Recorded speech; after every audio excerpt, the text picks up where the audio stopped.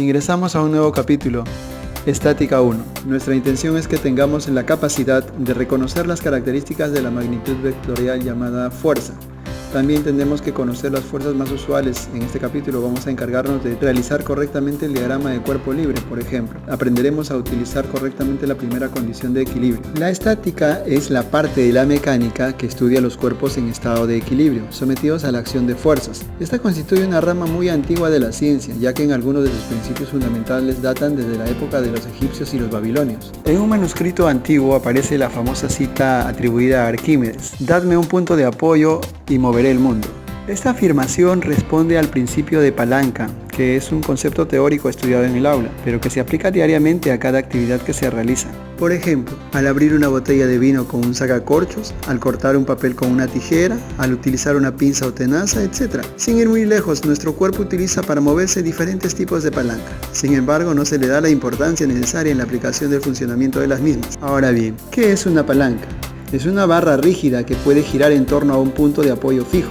La longitud de la palanca entre el punto de apoyo y el punto de aplicación de la resistencia se llama brazo de resistencia, y la longitud entre el punto de apoyo y el punto de aplicación de las fuerzas se llama brazo de fuerza. La función usual de una palanca es multiplicar una fuerza, es decir, que la pequeña fuerza aplicada en un extremo de una palanca a gran distancia del punto de apoyo produzca una fuerza mayor que opere a distancias más cortas del punto de apoyo en el otro. Puede parecer un concepto nuevo, pero el empleo de la palanca está documentado desde el tercer milenio antes de nuestra era. Ahora hablemos del equilibrio mecánico. Se dice que un cuerpo se encuentra en equilibrio mecánico cuando su estado de movimiento como conjunto respecto de cierto sistema de referencia no cambia en el tiempo.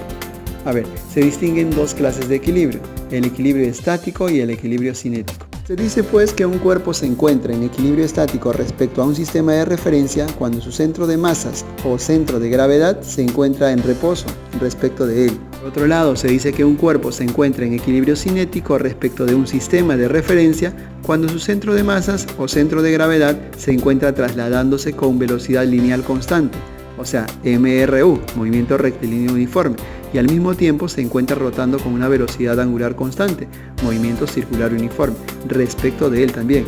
En ese sentido, si solo se cumple la primera condición, se dice que el cuerpo se encuentra en equilibrio traslacional, y si solo se cumple la segunda, se dice que se encuentra en equilibrio rotacional. Ahora definamos fuerzas.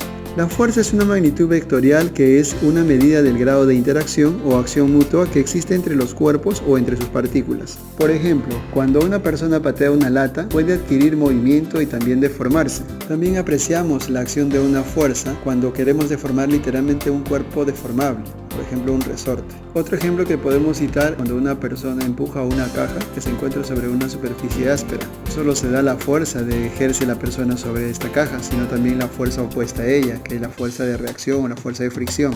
Ahora bien, consideremos un imán que ejerce una acción a distancia sobre unos clavos. Usualmente las fuerzas se suman con el objetivo de reemplazarlos por una sola fuerza denominada fuerza resultante. Al sumar dos fuerzas que tienen la misma dirección, el módulo de la fuerza resultante se obtiene sumando aritméticamente los módulos de cada una de ellas, como podemos ver en el ejemplo. 15 newtons más 10 newtons me da una fuerza igual a 25 newtons. Al sumar dos fuerzas que tienen direcciones opuestas, el módulo de la fuerza resultante se obtiene restando aritméticamente los módulos de cada una de ellas. Como vemos en el ejemplo, 30 newtons y 40 newtons en direcciones opuestas queda igual a 10 newtons en dirección positiva. Hablemos ahora del principio de acción y reacción. Observemos el gráfico y supongamos que la partícula A y B se atraen entre sí, es decir, A actúa sobre B atrayendo hacia sí con una fuerza de A hacia B, y análogamente B actúa sobre A atrayendo a su vez con una fuerza de B hacia A. A la fuerza con que un cuerpo actúa sobre otro se denomina fuerza de acción, y a la fuerza con que el otro cuerpo actúa sobre el primero se denomina fuerza de reacción. Citemos la conclusión a la que nuestro amigo Newton llegó. Él dijo: las fuerzas de acción y reacción, debido a la interacción entre dos partículas, tienen el mismo módulo, son colineales, pero tienen direcciones opuestas y se encuentran actuando en cuerpos diferentes. ¿Qué es diagrama de cuerpo libre? Al analizar un cuerpo cualquiera, lo colocamos en el centro de nuestra atención y destacamos las fuerzas que actúan sobre él. Se denomina diagrama de cuerpo libre a la representación de un un cuerpo o sistema físico en forma aislada, en el cual se muestran todas las fuerzas externas que en el entorno generan sobre él. Hay que tener presente que las fuerzas son las medidas de interacciones entre los cuerpos. Si existiera fuerzas actuando sobre este cuerpo, estas son las que se analizan. Si del gráfico hacemos el diagrama del cuerpo libre de la pesa, vemos que sobre ella actúan dos fuerzas: la fuerza de gravedad que ejerce la Tierra sobre la pesa y la tensión T de la cuerda. Ahora bien, analicemos la primera condición de equilibrio. Un cuerpo se encuentra en equilibrio de traslación si la fuerza resultante de todas las fuerzas externas que actúan sobre él es nula. Matemáticamente, para el caso de fuerzas coplanares, se debe cumplir que la suma aritmética de las fuerzas o componentes que tienen dirección positiva del eje X es igual a la suma aritmética de las que tienen dirección negativa del mismo. Análogamente, la suma aritmética de las fuerzas o componentes que tienen dirección positiva del eje Y es igual a la suma aritmética de las que tienen la dirección negativa del mismo.